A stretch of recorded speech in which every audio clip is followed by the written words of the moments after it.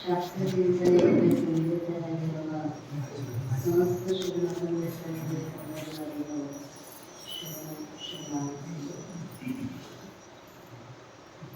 ಬೇಡುವೆ ಅಭವ ನಿರ್ಮಲ ಭವಗಳು ಮಾಡಿದ ಒಲಿದು ಸುಗುಣ ಸಂಗತಿಯನ್ನು ಇತ್ತು. ನಿಧಿ ಕ್ರಿಯಾಚರ್ಯ ಸ್ಥಳದ 19ನೇ ಭಗವಂತನನ್ನ ಕುರಿತು ಪ್ರಾರ್ಥನೆಯನ್ನ ಮಾಡ್ತಾರೆ.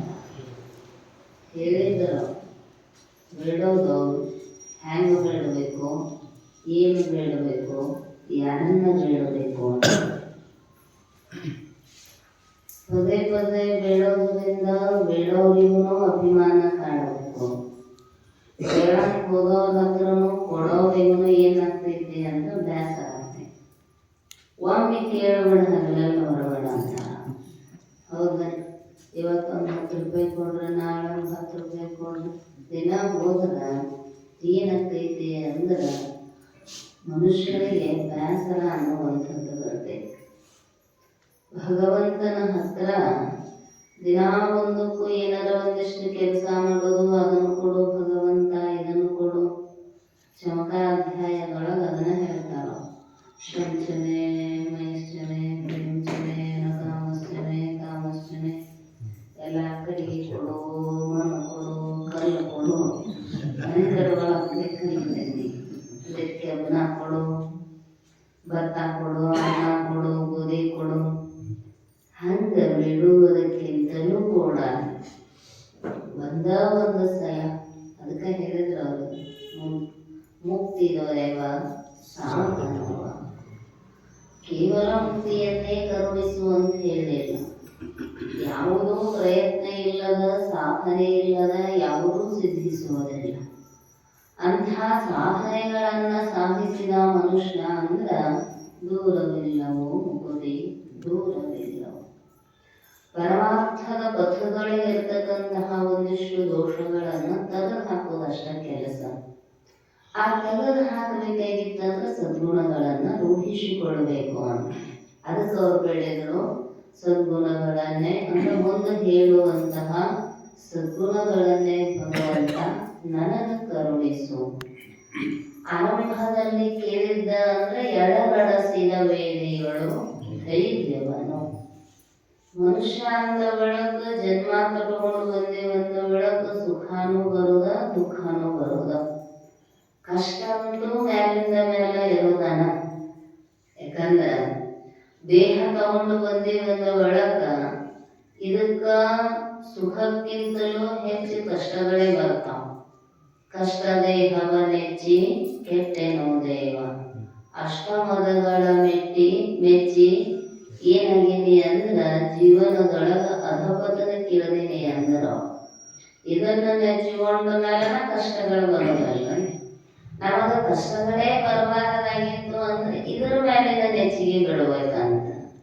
ಇದರ ಮೇಲೆ ಎಲ್ಲಿ ತನಕ ನಂಬಿಕೆ ಇಟ್ಟುಕೊಂಡು ಇದರಿಂದ ಸುಖವಾಗಿ ಇರ್ತೀವಿ ಅನ್ನುವ ಭ್ರಮೆಯೊಳಗೆ ಇರ್ತೀವೋ ಅಲ್ಲಿ ತನಕ ಕಷ್ಟ ತಪ್ಪಿದ್ದಲ್ಲ.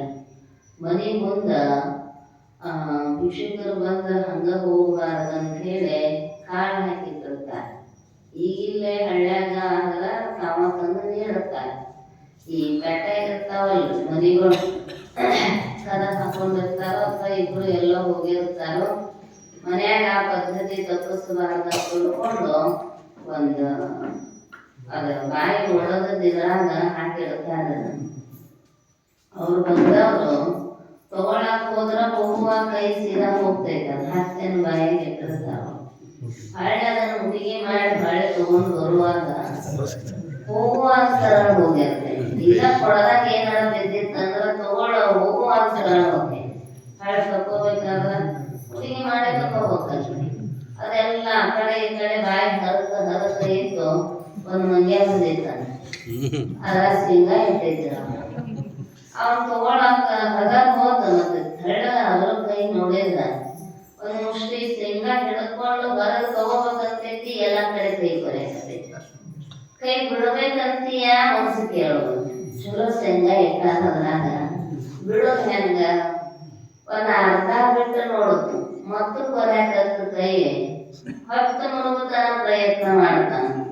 ಅದಕ್ಕೆ ಅನ್ನಿಸ್ತು ಇದನ್ನು ಬಿಟ್ಟಾಗ ನನಗೆ ಸುಖ ಇದ್ದಂಗೆ ಕಾಣ್ತೈತಿ, ಇದನ್ನ ತಗೋಬೇಕಾದ್ರೆ ಇಟ್ಟು ರಾಮರಗತ ಮಾಡಿಸ್ಕೊಳ್ಳೋದು ಕೈ ಅದಾರ ಅಂತ ಬಿಟ್ಟು ಹೋಗ್ಬಿಡುತ್ತಂತ. ಮರುಕಟವ ತಡೆಯಲಾರೆನ ದೈವ ಎನಿತಿದರ ಚಪಲ ಚೇಷ್ಟೆಗಳು. ಅದು ಹಂಗ ಹೋಗಿ ಹೋಗಿ ನಾ ಇದನ್ನು ತಗೊಂಡ ಆರಾಮಾಗಿರ್ಬೇಕು ಅನ್ಸೈತಿ. ಅದಕ್ಕೆ ಗಾಯಗಳಾಗುವ ದುಃಖ ಅನ್ನುವಂಥದ್ದು ಬರುದನ. ಯಾವಾಗ ಅದನ್ನ ಬಿಡುತ್ತೈತೆ, ಯಾವಾಗಂದ್ರ ದುಃಖ ದೋಷ ಅನ್ನೋ ದರ್ಶನ. ಇದರಿಂದ ದುಃಖ ಆಗತೈತಿ, ದೋಷಪೂರ್ಣ ಐತಿ ಅಂತ ಬಿಡುವ ತನಕನೂ ಕೂಡ ಕಷ್ಟಗಳನ್ನುವಂಥವು ತಪ್ಪುದಲ್ಲ. ಅದಕ್ಕೆ ಅವ್ರು ಹೇಳಿದ್ರು, ದೇಹ ಕೊಟ್ಟಿ ಅಂದ ಒಳಗ ಕಷ್ಟಗಳು ಇರುವನ, ಆಗ ಕಷ್ಟಗಳನ್ನ ಕೊಡಬೇಡ ಅಂತ ನಾ ಕೇಳೋದಲ್ಲ. ಪಾಪ ಮಾಡಿ ಮತ್ತೆ ಕಷ್ಟ ಬರುವಲ್ರಿ, ಜನ್ಮ ತಗೊಂಡು ಬಂದೀವಿ ಅಂದ ಒಳಗೆ ಇದು ನೀಗುತ್ತನ ಅಂತಿರ್ತೀರಿ ನೀವ ಲೋಕಾರೂಢಿ ಒಳಗ. ಏನಾಯ್ತು, ಎಲ್ಲಿಗೆ ಬಂತು ನಿಮ್ ಪ್ರಪಂಚ, ಏನ ಈಗರ ನೆಮ್ಮದಿ ಐತೇನೆ, ಯಾವಾಗ ನೀಗುದ್ರಿ, ನೀಗಿದ ಮೇಲೆ ನೀಗುದ್ರಿ, ಅಲ್ಲಿ ತನಕ ಇರೋವರೆಗೂ ಅಷ್ಟ ಚಂದ ಶಾಸ್ತ್ರ ಅರ್ಥ ಆಗೈತಂತ. ಅನುಭಾವ ಬಳಿಗೆ ದುಃಖದ ಕೇಳು. ಯಾಕಂದ್ರ ಅವ್ರು ತಿಳ್ಕೊಂಡಾರ ತನು ಒಳಗೆ ದುಃಖದ ಕೇಳು. ಇದು ನೀಗಿದ ಆರಾಮ ಇರ್ತೀವ್ರಿ, ಇದು ನೀಗುತನ ಹಿಂಗ ಇರುವುದರಿ, ಇದ್ರಾಗ ಬೇಕಾಗೋದರಿ. ಆದ್ರೆ ಇದು ನೀಗಿದ ಕಷ್ಟಗಳು ಹೋಗುದಲ್ಲ, ಅದು ನಮಗೂ ಗೊತ್ತಿರ್ಬೇಕು. ಯಾಕಂದ್ರೆ ಇನ್ನೊಂದರ ತಗೊಂಡು ಬರುದಲ್ಲ, ವಾಸನೆಗಳ ಬಲದಿಂದ. ತನುಭಾವ ಬಳಿಗೆ, ತನುಭಾವದಿಂದ ಜೀವಿಸಿಕೊಂಡಿರ್ತಕ್ಕಂತಹ ಮನುಷ್ಯನಿಗೆ ಕಷ್ಟಗಳ ಸಹಜ ಬರ್ತಾವು.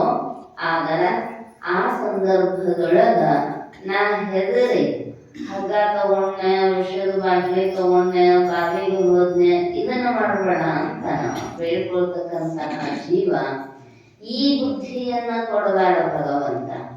ಎಷ್ಟರ ಬರಲಿ ಕಲ್ಲಾಗು ಕಷ್ಟಗಳ ವಿಧಿ ಮಾಡಿಸುವೆ, ಭಾವು ವಿಧಿಯೇ ನಿನಗೆ ಬೇರಾರುಂಟು, ರೂಪು ಗೆಳಿಸಿದೆ ಮಹಾಮಹಿಮರೆಲ್ಲರನ್ನು. ವಿಧಿಯ ಲಿಖಿತ ಎಷ್ಟು ಭಯಾನಕ ಐತಿ ಅಂದ್ರೆ ಎಂಥವರನ್ನ ಎಲ್ಲೆಲ್ಲೋ ತಿರುಗಾಕ ಹಚ್ಚಿದ.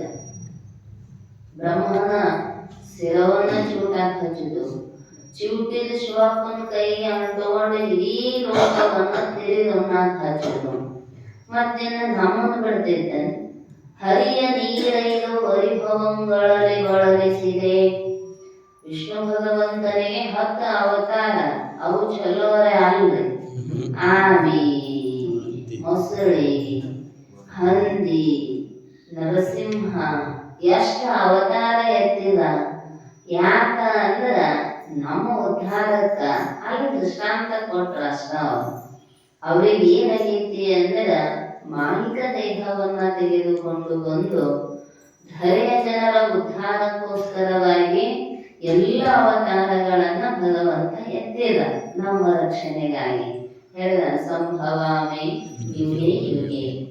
ಆಗದ ಈ ಕಷ್ಟಗಳನ್ನುವಂಥವು ಯಾರಿಗೂ ಬಿಟ್ಟಿಲ್ಲ.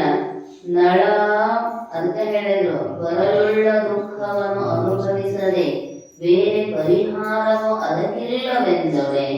ರಾಮನಳ ಬಿರಿದು ಸಾಹಸಿಗಳೆನಿಪ, ರಾಮನಳ ಪಾಂಡವರನ್ನು ಎನ್ನಲೇಕೆ.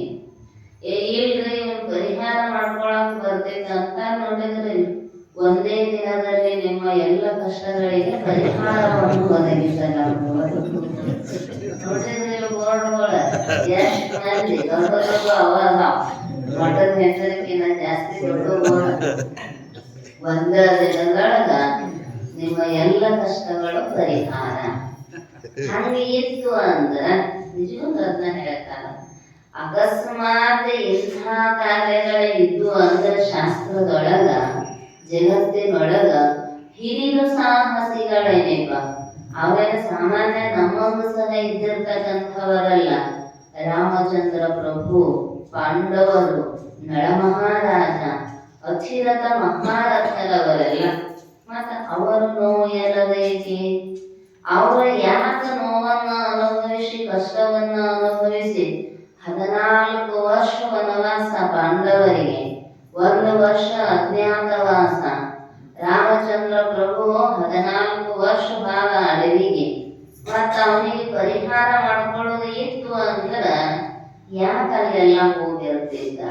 ಹೆಂಡತಿಯ ಅಪಹರಣ ಆಯ್ತು, ಅಡವಿ ತಿರುಗಾಡಿದ, ವಾನರ ಸೈನ್ಯವನ್ನ ನಿರ್ಮಾಣ ಮಾಡಿದ, ಸಮುದ್ರಕ್ಕೆ ಸೇತುವೆ ಕಟ್ಟಿ ಯುದ್ಧ ಮಾಡಿ ತಗೊಂಡು ಬಂದ. ಮತ್ತ ಅದು ಸುಲಭಕ್ಕೂ ಸಾಧ್ಯ ಇತ್ತಂದ್ರೆ ಇಷ್ಟೆಲ್ಲ ಮಾಡುವ ಅವಶ್ಯಕತೆ ಏನಿತ್ತು? ಅದಕ್ಕೆ ಹೇಳಿದ್ರು ಇದನ್ನ ಮೀರಾಕ ಸಾಧ್ಯ ಇಲ್ಲ. ಆಗ ಪರಿಹಾರ ಏನು ಅಂದ್ರೆ ಧೈರ್ಯವನು. ಧೈರ್ಯ ಅನ್ನುವಂಥದ್ದು ಧೈರ್ಯಂ ಸರ್ವತ್ರ ಸಾಧನಂ. ಎಂಥ ಪರಿಸ್ಥಿತಿಯೊಳಗೂ ಎದೆಗೊಟ್ಟು ನಿಲ್ಲುವಂತಹ ಧೈರ್ಯ ಇತ್ತು ಅಂದ್ರ ಬಹಳಷ್ಟು ಸುಲಭವಾಗಿ ಜೀವನ ಸಾಕೊಂಡು ಹೋಗಿ ಬಿಡ್ತೈತಿ. ಅದಕ್ಕೆ ಅವರು ಅದನ್ನು ಪ್ರಾರ್ಥನೆ ಮಾಡಿದರು. ನೀ ಯಾವತ್ತೂ ನನ್ನ ಆಜುಬಾಜುವಿಂದ ನನ್ನ ರಕ್ಷಣಾ ಮಾಡಂತ ನಾನು ಕೇಳುವುದಲ್ಲ ಭಗವಂತ, ನನ್ನಲ್ಲಿ ಧೈರ್ಯವನ್ನ ಕೊಡು. ನೀನ ಬಂದೇ ಇದ್ದ ರಕ್ಷಣೆ ಮಾಡುವಂತೆ ನಾ ಕೇಳಿದ್ರೆ ತಪ್ಪಾಗೈತದು. ಯಾಕಂದ್ರೆ ಪ್ರತಿಕ್ಷಣದೊಳಗೂ ನೀ ಇರಂಗಿಲ್ಲ. ಮಕ್ಕಳ ರಕ್ಷಣೆಗೆ ಪ್ರತಿಕ್ಷಣವೂ ಕೂಡ ತಾಯಿ ಸಮೀಪದ ಇರುವುದಿಲ್ಲ. ಅದಕ್ಕೆ ಏನ್ ಮಾಡ್ಬೇಕಂದ್ರೆ ಸಣ್ಣ ಇದ್ದಾಗನ ಧೈರ್ಯ ತುಂಬ್ಕೊಂತ ಹೋದ್ರು ಅಂದ್ರ ದೊಡ್ಡ ಆದ್ಮೇಲೂ ಎಂಥ ಪರಿಸ್ಥಿತಿ ಬಂದ್ರೂ ಪ್ರಾಣಾಂತಿಕ ಪ್ರಯತ್ನವನ್ನು ಮಾಡುವುದಿಲ್ಲ. ಧೈರ್ಯ ಇರಲಿಲ್ಲ ಅಂದ್ರೆ ಎಲ್ಲಾ ಸಂದರ್ಭದೊಳಗೂ ನೀವ ಬೆಂಗಾವಲಾಗಿ ಇದ್ರಿ ಅಂದ್ರ ಹೊರಗಿನ ಪ್ರಪಂಚದೊಳಗೆ ಬದುಕುದು ಬಹಳ ಕಷ್ಟ.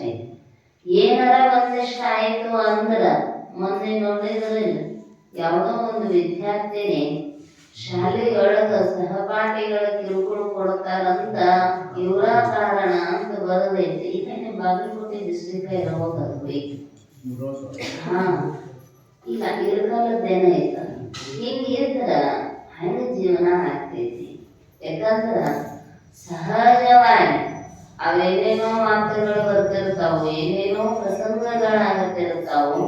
ಆದರೆ ಎಂಥ ಪ್ರಸಂಗದೊಳಗೂ ಕೂಡ ಧೈರ್ಯ ಬಿಡಲಾರದಂಗ ಅವರಿಗೆ ಮೊದಲ ಧೈರ್ಯ ತುಂಬಿರ್ಬೇಕು. ಆ ಸಂದರ್ಭದೊಳಗೆ ಧೈರ್ಯ ಹೇಳಕ್ ಹೋದ್ರ ಆಗುದಲ್ಲ. ಆದ್ರೆ ಈ ಧೈರ್ಯ ಬರೋದು ಯಾವಾಗ ಅಂದ್ರ ಶಾಸ್ತ್ರದ ಬಲ ಇದ್ದಾಗ, ಅಧ್ಯಾತ್ಮದ ಬಲ ಅನ್ನುವಂಥದ್ದು ಇತ್ತು ಅಂದ್ರ ಎಂಥ ಪರಿಸ್ಥಿತಿಯನ್ನು ಕೂಡ ಎದುರಿಸಕ್ ಹಚ್ಚತೈತಿ. ಹೇಮರೆಡ್ಡಿ ಮಲ್ಲಮ್ಮ ತಾಯಿಗೆ ಎಷ್ಟು ಕಷ್ಟ ಬಂದವ್ರಿ. ಹಳಸಿದ ಅಂಬ್ಲಿ ಕೊಟ್ಟು ಕಳಿಸಿದ್ರ, ಅಡವಿಗೆ ಕಳಿಸಿದ್ರ, ಎಲ್ಲಾ ಮಾಡಿದ್ರು ಕೂಡ ಭಗವಂತನ ನಾಮಸ್ಮರಣೆ ಎನ್ನುವಂತಹ ಧೈರ್ಯವನ್ನ ತಾಳೆ ಮಲ್ಲಯ್ಯಗ ದಿನ ಪ್ರಸಾದ ಮಾಡಿಸ್ತಿದ್ದಾಳ. ಕಾರಣ ಏನು ಅಂದ್ರೆ ಧೈರ್ಯ. ಇವತ್ ನಮ್ಮ ಮಗುಗಳಿಗೆ ಏನಾರ ಒಂಚೂರು ಅತ್ತೆ ಮನ್ಯಾಗ ಕಾಟ ಕೊಟ್ರು ಅಂದ್ರ ಹಗ ತಗೊಂಡು ಹೋಗೋ ಕಡಿಮೆಗೆ ಅವ್ರಿ ಕೋರ್ಟ್ ಮೆಟ್ಲ ಇರೋ ಬಾಳಗೆ. ಹೌದಲ್? ಅವ್ ಕಾಡ್ಲಿಲ್ಲ ಅಂದ್ರೂ ಕಾಡ್ತಾರಂತ ಹೋಗ್ತಾರ. ಕಾಡುವವಂತೂ ಆ ಮಾತು ಬೇರೆ. ಆದ್ರ ಎಂಥದೇ ಪರಿಸ್ಥಿತಿ ಬಂದ್ರು ಇದು ಒಂದು ಜನ್ಮವನ್ನ ಕೊಟ್ಟಾನ ಭಗವಂತ. ಇದನ್ನೊಂದು ದೇಹವನ್ನು ತೊಟ್ಟು ತಪವಾಂತು ಘನ ಶಂಭುಲಿಂಗವಾಗಿರಲೊಲ್ಲ ಮನವೇ ಪಡುವೆ ನೀನೆಂದಿಗೆ ಪರಮುಕ್ತಿ ಸುಖವನು ಕೆಡುವ ಕಾಯದ ಮೋಹವನು ಮಾಡೆ ಮನುಜ. ಎಷ್ಟೋ ಜನ್ಮಗಳ ಹೋಗ್ಯಾವು, ಈ ಜನ್ಮ ಹಂಗ ಹೋಗೋದು ಬೇಡ ಅಂತಾರ. ಭಗವಂತನನ್ನ ಒಲಿಸಿಕೊಳ್ಳುವುದಕ್ಕಾಗಿ ಬಂದ ಕಷ್ಟ ಪರಿಸ್ಥಿತಿಗಳನ್ನ ಎದುರಿಸಿ ಮೆಟ್ಟಿ ನಿಂತಿ ಅಂದ್ರ ನೀ ಭಗವಂತನನ್ನ ಕೂಡೋದಕ್ಕ ಸಾಧ್ಯ ಐತಿ. ದಾರಿ ಅಂದ ಮೇಲೆ ಕಲ್ಲು ಮುಳ್ಳು ತೆಗ್ಗ ದಿನ್ನಿ ಇರುವನ ಹೊಂಟಿವೆ. ಆ ದಾರ್ಯಾಗ ಅಂದಾಗ ಸಾವರಿಸಿಕೊಂಡು ನಿಧಾನವಾಗಿ ಹೋಗಿ ಬಿಟ್ಟಿವಿ ಅಂದ್ರ ಇಂದಿಲ್ಲ ನಾಳೆ ಹೋಗಿ ಹುಟ್ಟೆ ಮುಟ್ಟುತ್ತೇವೆ. ಆದ್ರ ಧೈರ್ಯ ಇರಬೇಕು. ಪ್ರಪಂಚದೊಳಗ ಬಂದು ಹೋಗುವ ಸಹಜವಾಗಿರ್ತಕ್ಕಂತಹ ಈ ಸ್ವಭಾವಗಳದಾವ. ಏನೊಂದಿಷ್ಟು ವಸ್ತುಗಳ ನಮಗ ಪ್ರಾಪ್ತಿ ಆಗ್ತಾವು, ಮತ್ತೆ ನಾಳೆ ಕೈ ಬಿಟ್ಟು ಹೋಗ್ತಾವು. ಒಂದ್ ನಮಗ್ ಕೈ ಬಿಟ್ಟು ಹೋದಾಗ ಪ್ರಾಣವನ್ನೇ ಕಳ್ಕೊಂಡಿವಿ ಅಂದ್ರ ಮುಂದೆ ಎಂಥೆಂಥದೋ ಪ್ರಾಪ್ತಿಯಾಗುವಂಥದ್ದು ಇರ್ತೈತಿ. ಆಗ ಧೈರ್ಯಕ್ಕೆ ಹೋಗಿ ಬಿಟ್ಟಿವಿ ಅಂದ್ರ ಈ ಹುಡುಗ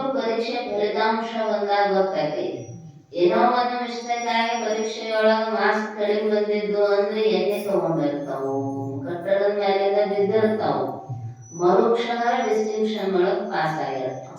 ಮಾಡೋದೇನು? ಏನಿದ ಪರೀಕ್ಷೆಯ ಈ ಅಂಕಗಳೇ ನಮಗ ಮಾನದಂಡ ಅಲ್ಲ ಅನ್ನುವಂತಹ ಧೈರ್ಯ ಇರಬೇಕು ಹುಡುಗರಿಗೆ. ಹಂಗಂತ ತಿಳ್ಕೊಂಡು ಹಲವು ದುಶ್ಚಟಗಳಿಗೆ ಬೀಳುವಂಗಿಲ್ಲ. ನಾನು ನಿನ್ನೆ ರಾತ್ರಿ ಮಂಡಿಯವ್ರ ಮನೆಗೆ ಪ್ರಸಾದಕ್ಕೆ ಹೋಗಿದ್ದೆ. ಆ ಮುಳ್ಳಿ ಒಳಗ ಒಂದು 10 ಹುಡುಗರು ಕುಂತಾವ, ವಯಸ್ಸಿನ ಕೈಯಾಗ ಫೋನ್ ಇಷ್ಟು ಹಿಡದಾರು, ಆ ದಾರ್ಯಾಗ ಕಾಲು ಇಟ್ಕೊಂಡು ಕುಂತಾರು. ಅಜ್ಜಿ ಮುಂದೆ ಸರಿಸ್ತಾರ, ಅವ್ರ ಲಕ್ಷಣ ಹೊರಗಿಲ್ಲ. ಏನ್ ಮಾಡ್ತೀರಿ? ಇಲ್ಲೇ ಅಧ್ಯಾತ್ಮದ ಚಿಂತನೆ, ಅಲ್ಲಿ ಯಾಕಡೆನೋ ಲಕ್ಷ್ಯ ಇಲ್ಲ ಅವ್ರಿಗೆ. ಎಷ್ಟು ಮನಸ್ಸು ಮಗ್ನಾಗೈತಿ, ಏನ್ ಆಡಕತ್ತಿದ್ರನ್ನ ಯಾರಿಗೆ ಗೊತ್ತು. ನಾನು ಟೈಮ್ ಇದ್ರ ನೋಡಿದ್ದೆ, ಟೈಮ್ ಬಾಳ ಆಗಿತ್ತು. ಎಷ್ಟು ಪರಿಸ್ಥಿತಿ, ಯಾಕಂದ್ರ ಅದರೊಳಗ ಅಷ್ಟು ಮನಸ್ಸು ಮಗ್ನ ಆಗಿ ಹೊರಗಿನ ಪ್ರಪಂಚ ಏನು ಅನ್ನೋದು ಗೊತ್ತಾಗೋದಲ್ಲ. ಹಿಂಗಾಗಿಬಿಡ್ತು ಅಂದ್ರ ಜೀವನದೊಳಗೆ ಏನನ್ನೂ ಎದುರಿಸಕ ಸಾಧ್ಯ ಇಲ್ಲ. ಅದನ್ನ ಬಿಟ್ಟು ಪುಸ್ತಕ ಹಿಡ್ಕೊಂಡು ಅಷ್ಟು ಮಗ್ನವಾಗಿ ಓದಿ ಬಿಟ್ಟಿದ್ರ ಅಂದ್ರ ಇವತ್ತು ಬೀದಿಯೊಳಗ ನಿರುದ್ಯೋಗಿಗಳಾಗಿ ಅಡ್ಡಾಡ್ತಿರ್ಲಿಲ್ಲ. ಮನಸ್ಸಿಗೆ ಬಹಳ ನೋವು ಅನ್ನಿಸ್ತೈತಿ. ಇವತ್ತಿನ ಯುವ ಪೀಳಿಗೆಯನ್ನ ನೋಡಿಬಿಟ್ಟ ಏನು ಸಾಧನೆ ಮಾಡೋದೈತೆ ಅದನ್ನ ತಗೊಂಡ ಹಂಗಾಗಬಾರ್ದು. ಯಾಕಂದ್ರ ಕೊಟ್ಟಾನ ಭಗವಂತ, ಮನುಷ್ಯ ಜನ್ಮವನ್ನ ಕೊಟ್ಟಾನ, ಒಳ್ಳೆಯ ಬುದ್ಧಿಯನ್ನ ಕೊಟ್ಟಾನ, ಸಾಧನೆ ಮಾಡ್ತಕ್ಕಂತಹ ಅವಕಾಶಗಳು ಇವತ್ತಿನ ದಿನಮಾನಗಳು ಬಹಳ ಅದಾವ.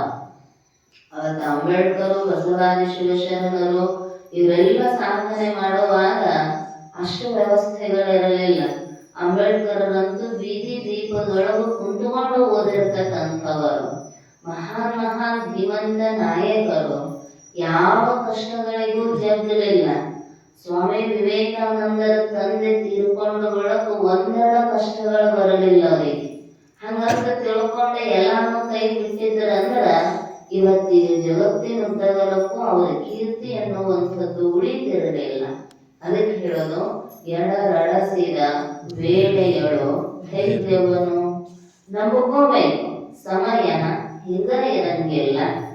ಕೇಳಿದನಂತ ಅರ್ಜುನ ಭಗವಂತ ಒಂದು ಮಾತು ಬರೀ ಇಲ್ಲಿ, ಯಾರು ನೋಡ್ತಾರೆ ಎಲ್ಲಾರಿಗೂ ಸಮಾಧಾನ ಆಗ್ಬೇಕು. ಯಾಕಂದ್ರೆ ಎಲ್ಲಾರು ಒಂದ ರೀತಿ ಮನಸ್ಥಿತಿಯವ್ರು ಬರೋದಿಲ್ಲಲ್ಲ. ಅವಾಗ ಭಗವಂತ ಬರದಂತ ಈ ಸಮಯ ಕಳೆದು ಹೋಗುತ್ತದೆ. ಎಷ್ಟು ಚಂದ ಅಲ್ರಿ? ಕಷ್ಟದೊಳಗಿದ್ದು ಬಹಳ ಪ್ರಾಣವನ್ನೇ ಕಳ್ಕೋಬೇಕು ಅನ್ನೋರು ಅದನ್ನು ಓದಿದ್ರು ಕಷ್ಟ ಹಿಂಗ ಇರೋದಲ್ಲ, ಇದು ಕಳೀತೈತಿ. ಇನ್ನು ನಾವು ಬಹಳ ಸುಖ ಐತ್ರಿ ಅಂತ ಅಹಂಕಾರದಿಂದ ಉಬ್ಬಿ ಬೆರಿತಕ್ಕಂಥವ್ರು ಬಂದು ಓದಿದ್ರು ಇದು ಖಾಯಂ ಆಗಿರೋದಲ್ಲ, ಇದು ಸರಿದು ಹೋಗುತ್ತೈತಿ. ಇಬ್ಬರಿಗೂ ಕೂಡ ಅದರ ಗರ್ವಗಳಿರ್ತಕ್ಕಂಥವರಿಗೆ ಗರ್ವವೂ ಇಳಿಬೇಕು. ಇನ್ನು ನಾನು ಸಾಕಪ್ಪ ಜೀವನ ಅನ್ನುವಂಥವರಿಗೆ ಮುಂದೆ ಒಳ್ಳೆಯ ಸಮಯ ಬರುತ್ತೈತಿ ಅನ್ನುವಂತಹ ಧೈರ್ಯವನ್ನ ಕೊಡಬೇಕು. ಅದಕ್ಕೆ ಹೇಳಿದ್ರು, ಅಂತಹ ವೇಳೆಯೊಳು ಧೈರ್ಯವನ್ನು. ಅಗರ್ಭ ಶ್ರೀಮಂತ ಮನೆಯೊಳಗ 18-20 ವರ್ಷದ ಮಗ ತೀರ್ಕೊಂಡಿದ್ದ. ಯಾಕಂದ್ರೆ ಬಹಳ ವಯಸ್ಸಿನ ಮೇಲೆ ಮಕ್ಕಳಾಗಿದ್ದು. ಇಡೀ ಊರಿಗೆ ದೊಡ್ಡ ಗೌಡ್ರು. ಆ ಗೌಡ್ರ ಮನೆ ಮಗ ಅಂದ್ರ ಇಡೀ ಊರಿಗೆ ಸಂತೋಷ. 12 ಹರಕೆ ಹೊತ್ತು ಹಡದಿದ್ದ ಗೌಡ್ತಿ. 18-20 ವರ್ಷ ಆಗಿತ್ತು, ಮದುವೆ ನೇಮಕ ಮಾಡಿದ್ರು. ಮತ್ತೆ ಒಬ್ಬ ಮಗ ಮದುವೆ ಮಾಡಿ ಜವಾಬ್ದಾರಿ ವಹಿಸಿದ್ರಾಯ್ತು ಅಂತ. ಇನ್ನೊಂದು 4-6 ದಿನದೊಳಗ ಮದುವೆ. ಹೊಲಕ್ ಹೋದ, ತೋಟ ನೋಡ್ಕೊಂಡು ಬರ್ಬೇಕು ಅನ್ನೋದ್ರೊಳಗ ಸ್ವಲ್ಪ ಕಚ್ಚೆ ಮಗ ಸತ್ತಾನ. ಗೌಡ್ರ ಮಗ ಸತ್ತ ಅನ್ನೋಗೊಳಗ ಹೆಣ ತಗೊಂಡು ಮನೆಗೆ ಬಂದು ಎಲ್ಲ ತೊಳೆದು ಮಾಡಿ ಶೃಂಗಾರ ಮಾಡಿ ಕೂಡಿಸಿದ್ರು. ಇಡೀ ಊರಿಗೆ ಊರ ಹಾಳಾಕತ್ತೈತೆ. ಒಂದಿಷ್ಟು ಗೊತ್ತಾವ, ಮನಿ ಹೆಣ, ಓನಿ ಹೆಣ, ಊರ್ ಹೆಣ ಇರ್ತಾವೇನ್ರಿ? ಆ ಹೆಣತ್ತು ಮನ್ಯಾಗ ಅವ್ರು ಬಿಟ್ರೆ ಬೇರೆ ಯಾರು ಅಳಂಗಿಲ್ಲ.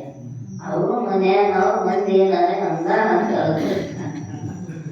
ಏನು ಓನಿ ಹೆಣ ಅಂದ್ರೆ ಓನಿಗೆ ಉಪಕಾರ ಮಾಡಿರ್ತಾರೋ ಓನ್ಯಾಗ. ಊರ್ ಹೆಣ ಅಂದ್ರೆ ಇಡೀ ಊರಿಗೆ ಅವರಿಂದ ಉಪಕೃತಿ ಆಗಿತ್ತಂದ್ರ ಅವರ ಹರಿಶ್ಚಂದ್ರ ಅಡವಿಗೆ ಹೋಗುವಾಗ ಇಡೀ ಪುರದ ಜನ ಪುರುಷ ರೂಪೆಂದೆ ಪುಣ್ಯವು ಅಡವಿಗೆ ಹೋಗುತ್ತಿದೆ, ಪರಿಜನರ ಭಾಗ್ಯವು ಅಡಗುತ್ತಿದೆ. ಹಿಂಗಳತಿದ್ರಂತೆ. ರಾಮಚಂದ್ರ ಪ್ರಭು ವನವಾಸಕ್ಕೆ ಹೋಗುವಾಗ ಇಡೀ ಅಯೋಧ್ಯೆಯ ಬೆನ್ನು ಹತ್ತಿ ಬಿಟ್ಟಿರ್ತಾನೆ. ಹಂಗಿರ್ಬೇಕು. ಗೌಡರ ಮಗ ಸತ್ತಾನ, ನನ್ನ ಎಲ್ಲಾರು ಓಡೋಡಿ ಬಂದ ಹಾಡಾಡ್ಕೊಂಡು ಅಳ್ತಿದ್ರು.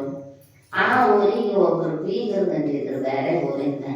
ಮತ್ತು ಮನೆಯವರು ಎಲ್ಲಾರು ಹೊಂಟಾಗ ಸಹಜ ಅಲ್ರಿ, ಶುಭ ಕಾರ್ಯಕ್ಕೆ ಕರೆದಾಗನ ಹೋಗ್ಬೇಕು. ಇಂಥ ಸತ್ತಲ್ಲೇ ಕೆಟ್ಟಲ್ಲೇ ಅಪಘಾತ ಆಗಲ್ಲೇ ಸಂತ್ವನ ಹೇಳಾಕ ಅಲ್ಲೇ ಜಾತಿ ಭೇದ ನಮ್ಮೋರು ನಿಮ್ಮೋರು ಅಂತಿರುವುದಲ್ಲ, ಎಲ್ಲಾರು ಹೋಗ್ಬೇಕು. ಅವಾಗ ನೀವು ಹೊಂಟಿದ್ರೆ ನಾನು ಬರ್ತೇನೆ ನಡ್ರಿ ಅನ್ನ. ಆಯ್ತು, ಹೋಗಿ ನೋಡಿದ್ರು. ಗೌಡಕ್ಕಂತೂ ಭಾಳ ಅಳಾಕತ್ತಿದ್ರು.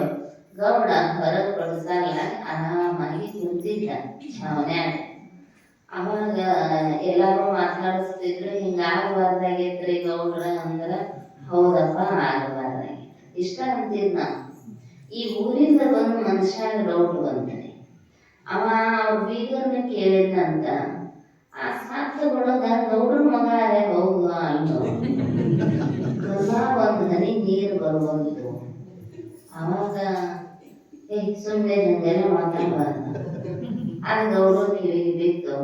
ಏನ ಅಂತೀರಲ್ರಿ ಅಪ್ಪ ಅಂದ. ಅಲ್ಲ, ಮತ್ತಿಷ್ಟು ಇಡೀ ಊರಿಗೆ ಊರ್ ಮಂದಿನ ಅಳಾಕತ್ತೈತಿ, ನಿಮಗೂ ಕಣ್ಣಾಗ ಒಂದು ಹನಿ ನೀರು ಬರುವಂತು, ಮತ್ತೆ ಹೆಂಗಿದು ಕತೆ ಹೇಳಾಕ ಪ್ರಾರಂಭ ಮಾಡಿದ್ರಂತ. ನನಗೊಂದು ಕತೆ ಹೇಳ್ತನು, ಆಮೇಲೆ ಪ್ರಶ್ನೆ ಮಾಡ್ರಿ. ಏನು ಅಂದ್ರ, ಒಬ್ಬ ವ್ಯಕ್ತಿಗೆ ಒಬ್ಬ ಯಜಮಾನ ಕೆಲಸ ಕೊಟ್ಟಿರ್ತಾನೆ. ತನ್ನ ಹೂವಿನ ತೋಟದೊಳಗೆ ಕೆಲಸ ಕೊಟ್ಟು ಹೂವಿನ ಗಿಡ ಬೆಳೆಸಾಕ ಹೇಳಿರ್ತಾನೆ. ಆ ಮನುಷ್ಯ ಒಂದು ಎಕರೆ ಗಟ್ಟಲೆ ಗುಲಾಬಿ ಹೂವಿನ ಗಿಡ ಬೆಳೆಸಿದ. ಬಹಳ ಚಂದ, ಹೊಲದ ತುಂಬ ಹೂವು ಎಲ್ಲ ಅರಳಿ ನಿಂತು. ಒಂದು ದಿನ ಯಜಮಾನ ಬಂದ. ಬಂದರ ಆ ಮನುಷ್ಯ ಬಹಳ ಸಂತೋಷ ಆಯ್ತು. ಅಡ್ಡಾಡಿ ಹೊಲ ನೋಡಿದ. ಎಷ್ಟು ಚಂದ ಬೆಳೆಸಿ ಅಪ್ಪ ಶಭಾಷ ಅಂದ. ಅದರೊಳಗಿಂದ ಚಂದನ ಹೂ ತಗೊಂಡು ಕಿಸೆಗೆ ಇಟ್ಕೊಂಡ. ಆ ಆಳು ಮನುಷ್ಯನೇನು ಸುಖ ಆಗ್ತೈತೋ ಏನು ದುಃಖ ಆಗ್ತೈತೋ ಅಂದ್ರಂತ. ಅವ ಬಂದ ಮನುಷ್ಯ ಅನ್ನಂತ, ದುಃಖ ಯಾಕೈತ್ರಿ, ಹೊಲ ಅವ್ರದ, ಎಲ್ಲ ಕೊಟ್ಟವ್ರ ಅವ್ರು. ಆ ಮನುಷ್ಯ ಅವ ಒಂದು ತಗೊಂಡು ಚಂದ ಆಗೈತಂದ್ರ ಆ ಮನುಷ್ಯ ಖುಷಿನ ಆಗ್ಬೇಕಲ್ರಿ, ದುಃಖ ಯಾಕ, ನನ್ನ ಶ್ರಮ ಸಾರ್ಥಕ ಆಯ್ತು ಅಂತಾನಂತ. ಅವಾಗ ಅವ್ರು ಹೇಳಿದ್ರಂತ ಗೌಡ್ರು, ಈ ಜಗತ್ತನ್ನುವಂತಹ ಕ್ಷೇತ್ರದೊಳಗ ನಮ್ಮೆಲ್ಲರನ್ನ ಹೂವಿನ ಗಿಡಗೋಪಾದಿಯೊಳಗ ಬೆಳೆಸಾಕ ಭಗವಂತ ನಮಗೂ ಒಂದಿಷ್ಟು ಕಬ್ಜಾ ಕೊಟ್ಟಾನಷ್ಟ. ಬೆಳೆಸಿದ ಹೂವಿನೊಳಗ ಯಾವ್ದು ಅವನಿಗೆ ಚಂದ ಕಾಣತೈತಿ ಅದನ್ನು ತಗೊಂಡು ಹೋಗ್ತಾನೋ, ಅದಕ್ಕೆ ಯಾಕ ದುಃಖ ಪಡಬೇಕು ಅಂದ್ರಂತ. ಅವನ್ನಂತ, ತಪ್ಪಾದ್ರೆ ನಾನು ಅಧ್ಯಾತ್ಮ ಕೇಳಿದ್ದಿಲ್ಲ ಅಂತಂದ. ಆ ಕ್ಷಣದೊಳಗೆ, ಯಾಕಂದ್ರ ಬಹಳ ಹೋಗುದಲ್ಲ, ಸತಿಮೋಹ ಸುಖಮೋಹ ಜನನಿ ಜನಕರ ಮೋಹ ಅಸುರಾರಿನಿಂದ ಮರೆಸಿತಲ್ಲೋ ಹರಿಯೇ. ದಾಸರು ಹೇಳಿದರು, ಎಷ್ಟ ಅಳಿಸ್ತೈತಿ ಅಂದ್ರ ಜ್ಞಾನಿ ಅದಾನಂದ್ರು ಹೆಣ ನೋಡಿದ್ರ ಕಣ್ಣಾಗ ನೀರು ನಿಲ್ಲೋದಿಲ್ಲ. ಹೌದಲ್ಲ? ಅದ ಅಂತಃಕರಣದ ವೃತ್ತಿ ಧರ್ಮ. ಅನಿಷ್ಟ ವಸ್ತುಗಳನ್ನ ನೋಡಿದ್ರ ದುಃಖ ಆಗ್ತೈತಿ, ಇಷ್ಟ ವಸ್ತುಗಳನ್ನ ನೋಡ್ತು ಅಂದ್ರ ಪ್ರೀತಿ ಬರ್ತೈತಿ. ಅದು ಸಹಜವಾಗಿರ್ತಕ್ಕಂತಹ ಮನೋವೃತ್ತಿಯ ಧರ್ಮ. ಆದ್ರ ಆ ಮನಸ್ಸಿನಲ್ಲಿ ಇರತಕ್ಕಂತಹ ಈ ತುಮುಲಗಳ ದ್ವಂದ್ವಗಳ ತಾಕಲಾಟವನ್ನ ನಿಲ್ಲಿಸಬೇಕಾಗಿತ್ತಂದ್ರ ಧೈರ್ಯವಂತನಿಗೆ ಮಾತ್ರ ಸಾಧ್ಯ ಇದೆ. ಏನೆಲ್ಲ ಕಳ್ಕೊಂಡಾಗೋ, ನಟಕಪ್ಪ ಅಂತ ಒಬ್ಬರಾಗಿ ಹೋಗಿದ್ದಾರೆ. ಅವ್ರ ಊರಾಗ ಯಾರು ಸತ್ರು ನೆಟ್ಟಗಾಯ್ತು ಅಂತಿದ್ರಂತ. ಆ ಓನ್ಯಾಗ ಸತ್ತರಿ ನೆಟ್ಟಗಾಯ್ತು ಅಂತಿದ್ರ. ನಮ್ಮ ನೆಟ್ಟಗಾಕೈತಿ ಅನ್ನೋದ್ಕನ ಅವ್ರಿಗೆ ನೆಟ್ಟಗಪ್ಪ ಅಂತ ಹೆಸರಿಟ್ಟಿದ್ರಂತ. ಊರಾಗ ಮಂದಿ ಅಂತಿತ್ತು, ಈ ಮೊದಲು ಮಂದಿ ಸತ್ರ ಭಾಳ ಚಲೋ ಇರ್ತೈತಿ, ಮನೆಯವ್ರು ಯಾರ ಒಬ್ರು ಸಾಯ್ಲಿ ಅಂದ್ರ ಗೊತ್ತೈತಿ ನನಗೆ ನೆಟ್ಟಗಾಕೈತಿ ಅನ್ನೋದು ಬಂದದಂತ. ಅನ್ಕೊಡದ ಮನ್ಯಾಗ ಅವು ಸತ್ತ. ಬಂದು ಹೇಳಿದ್ರು ನೀವು ಸತ್ತಳಪ್ಪ ನಾಟಕ ಆಯ್ತು ಅಂತ.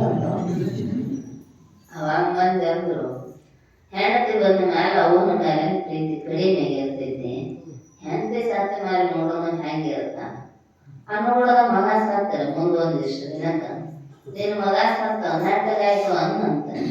ಮುಂದೆ ಹೆಂಡತಿ ಸತ್ತ ಮೇಲೆ ಬಂದು ಹೇಳಿದ್ರಂತ ನಾಟಕ ಆಯ್ತು ಅಂದನಂತ.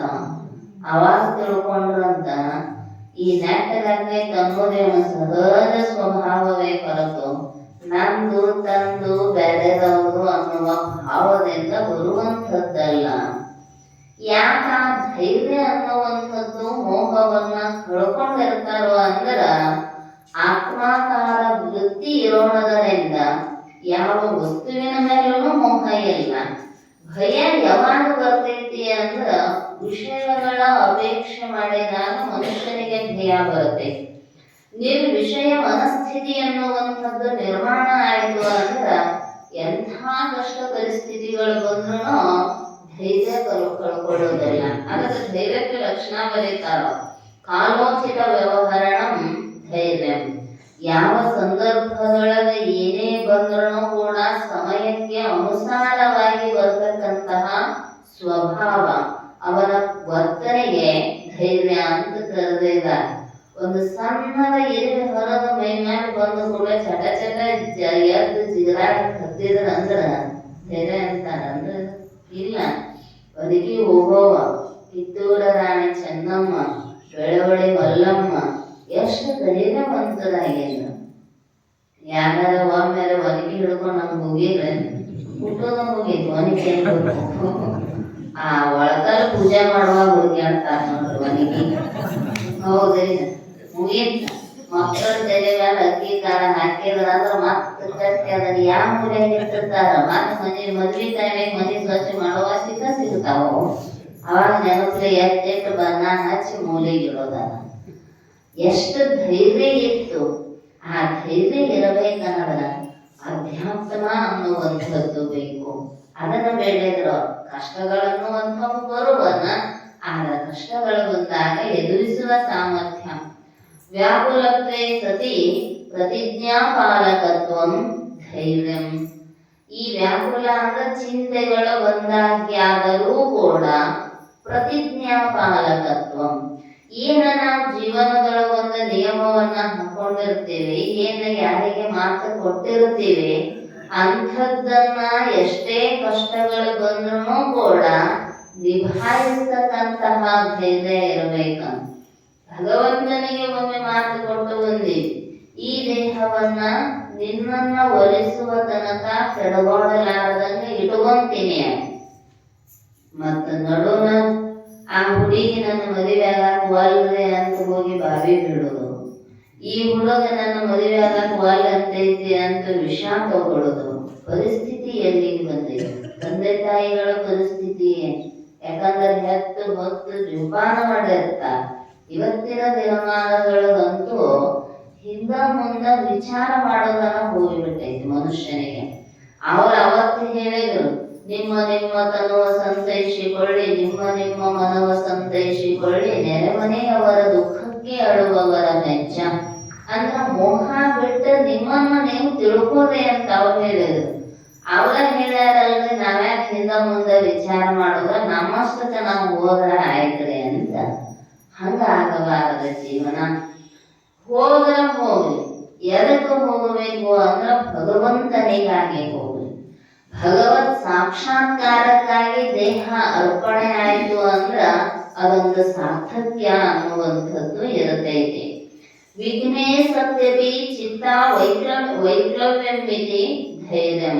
ವಿಘ್ನೇ ಸತ್ಯಪಿ, ವಿಘ್ನಗಳು ಬಂದಾಗ್ಯಾದರೂ ಕೂಡ ಚಿತ್ತ ಅವೈಕ್ಲವ್ಯಂ, ಚಿತ್ತಗಳು ಎಂದೂ ದೃಢತೆಯ ಬದಲಾವಣೆ ಆಗಬಾರದು. ಒಂದು ಕೆಲಸ ಮಾಡ್ತಿರ್ತೀವಿ, ಯಾರಾದ್ರೆ ಇದು ನಿನ್ನಿಂದ ಆಗುದಿಲ್ಲಪ್ಪ ಅಂದ್ರ ಅರ್ಧ ಇಲ್ಲೇ ಭಯ ಶುರು ಆಗಿರುತ್ತೆ. ಪರೀಕ್ಷೆಗೆ ಹೋಗುವಾಗ ಹುಡುಗರು ಹಂಗ ಈಗೇನು ಹುಡುಗರು ಆಗ್ಬಿಟ್ರಿ, ಅವೇನ್ ಪಾಸ್ ಆದ್ರು ಅಂತ ಫೇಲ್ ಆದ್ರು ಅಂತ. ಹಂಗ ನೀರು ಕುಡಿತಿರ್ತಾವ, ನೀರು ಕುಡಿತಿರ್ತಾವ. ಯಾಕೋ ಏನು ಪರೀಕ್ಷೆ ನನ್ನ ಭಯ ಶುರುವಾಗೈತಿ. ಶಿವಾನಂದ ಅಪ್ಪುಗಳು ಇದ್ದಾಗ